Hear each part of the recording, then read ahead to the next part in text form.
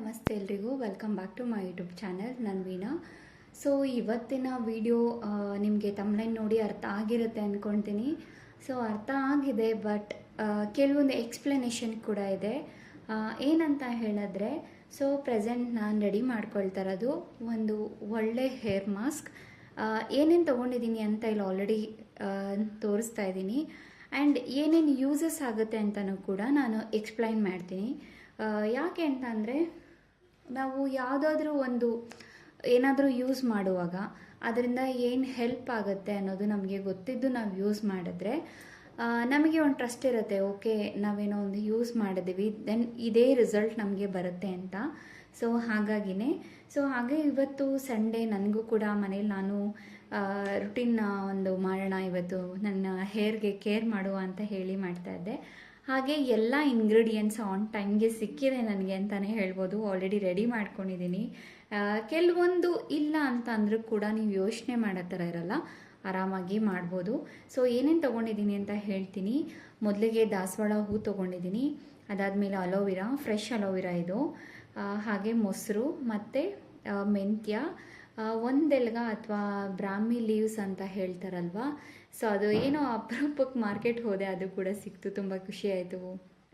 Almost ಎಲ್ಲನೂ ಸಿಕ್ಕಿದೆ ಇವತ್ತು ನನಗೆ ಅಂತ. ಸೊ ಇದು ಒಂದೆಲ್ಗ ಬ್ರಾಹ್ಮಿ ಲೀವ್ಸ್. ಹಾಗೆ ಇದು ಬೆಟ್ಟದ ನೆಲ್ಲಿಕಾಯಿ, ಎಲ್ಲರಿಗೂ ಗೊತ್ತಿರೋ ಥರನೇ. ಹಾಗೆ ಒಂದೆರಡು ಬೇವಿನ ಸೊಪ್ಪನ್ನ ತೊಗೊಂಡಿದ್ದೀನಿ. ಸೊ ಮೊದಲಿಗೆ ಹೇರ್ ಕೇರ್ನ ಏನಕ್ಕೆ ಮಾಡಬೇಕು ಅನ್ನೋದು ಎಲ್ಲರಿಗೂ ಕ್ವಶನ್ ಆಗಿರ್ಬೋದು, ಅಥವಾ ಹೇರ್ ಕೇರ್ ಮಾಡಲೇಬೇಕು ಅನ್ನೋದಾಗಿರುತ್ತೆ. ದಿನನಿತ್ಯ ನಮ್ಮ ರುಟೀನಲ್ಲಿ ಹಾರ್ಮೋನ್ ಇಂಬ್ಯಾಲೆನ್ಸ್ ಆಗಿರ್ಬೋದು, ಅಥವಾ ಸ್ಟ್ರೆಸ್ ಆಗಿರ್ಬೋದು, ಏನೋ ಒಂದು ರೀತಿಯಾಗಿ ಹೇರ್ ಫಾಲ್ ಸ್ಟಾರ್ಟ್ ಆಗಿರುತ್ತೆ. ನಾರ್ಮಲಿ ಕೆಲವೊಂದು ಸಲ ತುಂಬ ಹೇರ್ ಫಾಲ್ ಆಗ್ತಿರುತ್ತೆ, ಕೆಲವೊಂದು ಸಲ ಅಂದ್ಕೊಂಡಿರಲ್ಲ ಏನಾಗಿದೆ ಅನ್ನೋದೇ ಗೊತ್ತಾಗ್ತಿರಲ್ಲ, ಆ ಥರ ಎಲ್ಲ ಹೇರ್ ಫಾಲ್ ಸ್ಟಾರ್ಟ್ ಆಗ್ತಿರುತ್ತೆ. ನನಗೂ ಕೂಡ ಆಗುತ್ತೆ. ಕೆಲವೊಂದು ಸಲ ಹಾಸ್ಪಿಟಲ್ಗೆ ಹೋಗಿ ಚೆಕ್ ಮಾಡೋದ್ರಿಂದ ತುಂಬಾ ಬೆನಿಫಿಟ್ಸ್ ಇದೆ. ಇವನ್ ನಮ್ಮ ಹಾರ್ಮೋನ್ ಇಂಬ್ಯಾಲೆನ್ಸ್ ಇದ್ದರೆ ಟ್ಯಾಬ್ಲೆಟ್ಸ್ ಇರುತ್ತೆ. ಸಮ್ಟೈಮ್ಸ್ ಇದಕ್ಕಿದ್ದಂಗೆ ಹೇರ್ ಫಾಲ್ ಆಗ್ತಿರುತ್ತೆ, ಅಥವಾ ನಮ್ಮ ಬಾಡಿನಲ್ಲಿ ಪ್ರೋಟೀನ್ ಕಡಿಮೆ ಆಗಿರ್ಬೋದು, ಏನೋ ಒಂದು ಸಮಸ್ಯೆಯಿಂದ ಆಗ್ತಿರುತ್ತೆ. ಅದ್ರ ಜೊತೆಗೆ ಇದನ್ನು ಇಲ್ಲೇನೇನು ನಾನು ತೋರಿಸ್ತಾ ಇದ್ದೀನಲ್ವಾ, ಇದನ್ನೆಲ್ಲ ಹೇರ್ಗೆ ಅಪ್ಲೈ ಮಾಡೋದ್ರಿಂದ ಸ್ವಲ್ಪ ಕಡಿಮೆ ಆಗ್ಬೋದು, ಹೇರ್ ಗ್ರೋತಿಗೆ ಹೆಲ್ಪ್ ಆಗ್ಬೋದು. ಕೆಲವೊಬ್ರು ಹೇಳ್ತಿರ್ತಾರೆ, ನಂದು ಹೇರು ಸ್ಟಕ್ ಆಗಿಬಿಟ್ಟಿದೆ, ಬೆಳಿತಾನೆ ಇಲ್ಲ ಅಂತ. ಸೊ ಈ ಥರದ್ದು ಏನಾದರೂ ನೀವು ಟ್ರೈ ಮಾಡಿ ನೋಡಿ, ಮೇ ಬಿ ನಿಮಗೆ ಹೆಲ್ಪ್ ಆಗ್ಬೋದು ಅಂದ್ಕೊಳ್ತೀನಿ. ಸೊ ಹೆಲ್ಪ್ ಖಂಡಿತ ಆಗುತ್ತೆ, ಯಾಕಂದರೆ ಯೂಸಸ್ನ ಕೂಡ ನಾನು ಹೇಳ್ತೀನಿ ನಿಮಗೆ, ಯಾವುದ್ಯಾವುದರಿಂದ ಏನೇನು ಯೂಸಸ್ ಇದೆ, ಸ್ಕ್ಯಾಲ್ಪ್ ಹೆಲ್ತ್ನ ಹೇಗೆ ಕೇರ್ ಮಾಡ್ಕೋಬೇಕು ಅಂತ. ಸೊ ಹಾಗಾಗಿನೇ ಈ ವಿಡಿಯೋನ ನಾನು ಇವತ್ತು ಶೇರ್ ಮಾಡ್ತಾ ಇದ್ದೀನಿ. ಆ್ಯಂಡ್ ಎಲ್ಲನೂ ಸಿಕ್ಕಿದೆ ಇವತ್ತು ನನಗೆ, ಅದಂತೂ ನನಗೆ ತುಂಬಾ ಖುಷಿ ಇದೆ. ಸೊ ಮೊದಲಿಗೆ ಬಂತು ಅಂದರೆ, ನಮ್ಮ ಸ್ಕ್ಯಾಲ್ಪ್ ಹೇಗಿದೆ, ಡ್ಯಾಂಡ್ರಫ್ ಇದೆಯಾ, ಆಯಿಲಿ ಇದೆಯಾ, ಸೊ ಇದ್ರ ಮೇಲೂ ಕೂಡ ನಾವು ನಮ್ಮ ಹೇರ್ ಕೇರ್ನ ಮಾಡಬೇಕಾಗುತ್ತೆ. ಸೊ ಮೊದಲಿಗೆ ಮೆಂತ್ಯ ತೊಗೊಂಡಿದ್ದೀನಿ, ನೀವು ನೋಡ್ತಿರ್ಬೋದು. ಸೊ ಇದನ್ನು ನೈಟ್ ನೆನೆಸಿಟ್ಟಿದ್ದೀನಿ. ನನಗೆ ಒಬ್ಬರಿಗೆ ಮಾಡ್ತಿರೋದ್ರಿಂದ ಒಂದು 2-3 ಸ್ಪೂನಷ್ಟು ಮೆಂತ್ಯನ ನೈಟ್ ನೆನೆಸಿಟ್ಟಿದ್ದೀನಿ. ಹಾಗೆ ಇದು ನೆನೆಸಿಟ್ಟಿರೋ ನೀರು ಕೂಡ ನಾನು ಸಪ್ರೇಟ್ ಇಟ್ಟಿದ್ದೀನಿ, ಅದನ್ನು ಕೂಡ ವೇಸ್ಟ್ ಮಾಡಿಲ್ಲ. ಗ್ರೈಂಡ್ ಮಾಡುವಾಗ ಇದಕ್ಕೆ ಹಾಕಬೇಕು. ಮೆಂತ್ಯ ನೆನೆಸ್ಬೇಕಾದ್ರೆ ಒಂದು ಸಲ ಮೆಂತ್ಯನ ತೊಳೆದು ನೆನೆಸ್ಬಿಟ್ರೆ ಆ ನೀರು ಕೂಡ ನಮಗೆ ಯೂಸ್ ಆಗುತ್ತೆ. ಸೊ ಹಾಗಾಗಿ ಮೆಂತ್ಯ ಏನಕ್ಕೆ ಹೆಲ್ಪ್ ಆಗುತ್ತೆ ಅಂತ ಹೇಳಿದ್ರೆ, ಹೇರ್ ಗ್ರೋತ್ಗೆ ಹೆಲ್ಪ್ ಆಗುತ್ತೆ. ಡ್ಯಾಂಡ್ರಫ್, ತುಂಬ ಶಾಂಪೂ ಮಾಡ್ತಿರ್ತೀವಿ, ತುಂಬ ಡಸ್ಟಲ್ಲಿ ಓಡಾಡ್ತಿರ್ತೀವಿ ಅಂತ. ಈಗ ನಾವು ಔಟ್ಸೈಡ್ ಹೋಗ್ತೀವಲ್ವ, ಇವಾಗ ಫಂಕ್ಷನ್, ಜಾತ್ರೆ ಆಗಿರ್ಬೋದು, ಸೊ ಬೈಕಲ್ಲಿ ಓಡಾಡ್ತಿರ್ಬೋದು. ಸೊ ಆ ಥರ ಡಸ್ಟ್ ನಮಗೆ ನಮ್ಮ ತಲೆಗೆ ಅಥವಾ ನಮಗೆ ಬಂದಾಗ ಡ್ಯಾಂಡ್ರಫ್ ಅನ್ನೋದು ಬರುತ್ತೆ. ಕೆಲವೊಂದು ಸಲ ಸ್ಕ್ಯಾಲ್ಪ್ ಇರ್ಚಿಂಗಿಂದನೂ ಸ್ಟಾರ್ಟ್ ಆಗುತ್ತೆ. ತುಂಬ ಇದೇ ಥರನೇ ಬರುತ್ತೆ ಅಂತ ಹೇಳೋಕ್ಕಾಗಲ್ಲ, ತುಂಬ ಥರ ಬರುತ್ತೆ. ಸೊ ಅದಕ್ಕೆ ಮೆಂತ್ಯ ಹೆಂಗೆ ಹೆಲ್ಪ್ ಆಗುತ್ತೆ ಅಂದರೆ, ಡ್ಯಾಂಡ್ರಫ್ನ ಕಡಿಮೆ ಬರುತ್ತೆ. ಮತ್ತು ಸ್ಕ್ಯಾಲ್ಪ್ ಇರಿಟೇಷನ್, ನಮ್ಮ ತಲೆಯಲ್ಲಿ ದಿನ 2 ದಿನಕ್ಕೊಂದ್ಸಲ ಸ್ನಾನ ಮಾಡಿರ್ತೀವಿ, ಆದರೂ ಒಂದೊಂದ್ಸಲಿ ಸ್ಕ್ಯಾಲ್ಪ್ ಇರ್ಚಿಂಗ್ ಆಗ್ತಿರುತ್ತೆ, ಏನಕ್ಕೆ ಅಂತ ಗೊತ್ತಿರಲ್ಲ. ಸೊ ಆ ಥರ ಪ್ರಾಬ್ಲಮ್ ಇತ್ತು ಅಂದಾಗ ಮೆಂತ್ಯ ಅಪ್ಲೈ ಮಾಡೋದ್ರಿಂದ ಕಡಿಮೆ ಆಗುತ್ತೆ. ಹಾಗೆ ಹೇರ್ ಸ್ಟ್ರೆಂತ್ ಆಗುತ್ತೆ.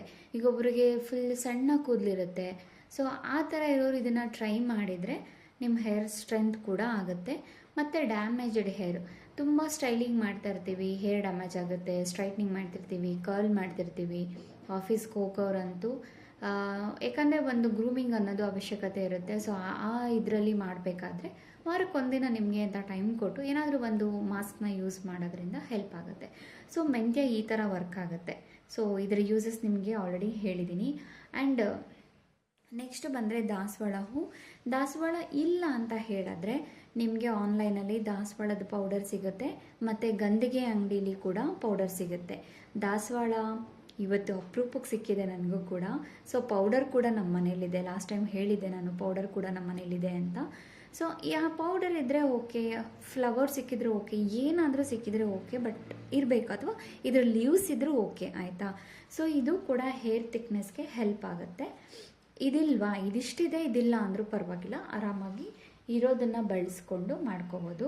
ಹಾಗೆ ಅಲೋವೆರಾ ಜೆಲ್, ಇದು ಫ್ರೆಶ್, ಇದು ಕೂಡ ಅಷ್ಟೇ ಆನ್ಲೈನಲ್ಲಿ ಸಿಗುತ್ತೆ. ಸೊ ಫ್ರೆಶ್ ಸಿಕ್ಕಿದ್ರೇ ಒಳ್ಳೆಯದು, ಎಲ್ಲನೂ ಅಷ್ಟೇ. ಸೊ ಇದು ಕೂಡ ಹೇರ್ನ ಸಾಫ್ಟ್ ಮಾಡುತ್ತೆ. ತುಂಬ ರಫ್ ಇದೆ ಅಂದರೆ ಹೇರ್ನ ಸಾಫ್ಟ್ ಮಾಡುತ್ತೆ.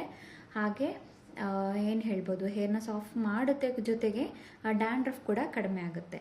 ಸೊ ಇದನ್ನು ಕಟ್ ಮಾಡಿ ತೆಗೆದ್ಮೇಲೆ, ಅಂದರೆ ಗಿಡದಿಂದ ಕಟ್ ಮಾಡಿ ತೆಗೆದ್ಮೇಲೆ ಈ ಥರ ಇಟ್ಬಿಟ್ಟು ಇದನ್ನು 1-2 ಗಂಟೆ ನೀರಲ್ಲಿ ಬಿಡಬೇಕು. ಇದನ್ನು ಏನಕ್ಕೆ ಅಂದರೆ ಇದರಲ್ಲಿ ಸ್ವಲ್ಪ ಕಹಿ ಅಂಶ ಇರುತ್ತೆ.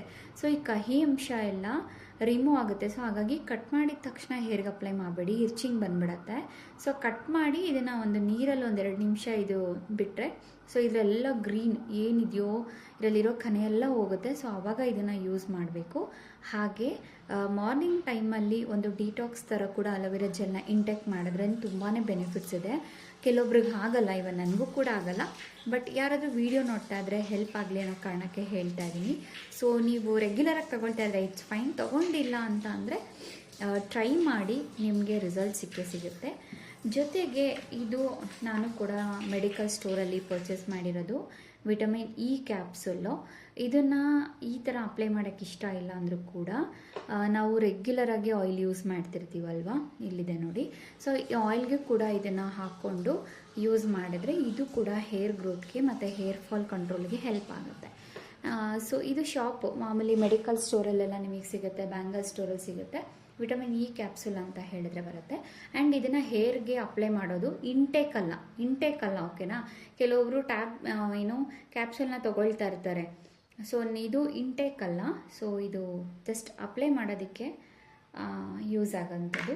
ಮೊಸರನ್ನ ತೊಗೊಂಡಿದ್ದೀನಿ. ಸೊ ಮೆಂತ್ಯ ಜೊತೆ ರುಬ್ಬೋದಕ್ಕೆ ಮೊಸರನ್ನ ತೊಗೊಂಡಿದ್ದೀನಿ. ಇದು ರೂಟ್ಸ್ಗೆ ತುಂಬಾ ಹೆಲ್ಪ್ ಆಗುತ್ತೆ. ಹಾಗೆ ಡ್ಯಾಮೇಜ್ ಹೇರ್ನ ರೆಡಿ ಮಾಡುತ್ತೆ. ಕಂಡೀಷ್ನರ್ನ ಯೂಸ್ ಮಾಡೋಕ್ಕೆ ಇಷ್ಟ ಇಲ್ಲ, ಅದೇ ಥರನೇ ಸಾಫ್ಟ್ ಬೇಕು ಅಂತ ಹೇಳಿದ್ರೆ ಮೊಸರು ಈಸ್ ದ ಬೆಸ್ಟ್. ಆ್ಯಂಡ್ ಇದೆಲ್ಲ ಇಲ್ಲ ಅಂದರೂ ಕೂಡ ನಾವು ಸ್ನಾನ ಮಾಡೋಕ್ಕೂ ಮುಂಚೆ ಇದನ್ನು ಅಪ್ಲೈ ಮಾಡಿ ಸ್ನಾನ ಮಾಡಿದ್ರೆ ಹೇರ್ ಕಂಡೀಷ್ನರ್ ಇದೇ ಆಗಿರುತ್ತೆ. ಸೊ ಯಾರಿಗಾದ್ರೂ ಈ ವಿಷಯ ಗೊತ್ತಿಲ್ಲ ಅಂತಂದರೆ ನೀವು ಸ್ನಾನ ಮಾಡುವಾಗ ಸ್ಕ್ಯಾಲ್ಪಿಗೆ ಅಥವಾ ಹೇರ್ಗೆ ಇದನ್ನು ಅಪ್ಲೈ ಮಾಡಿ.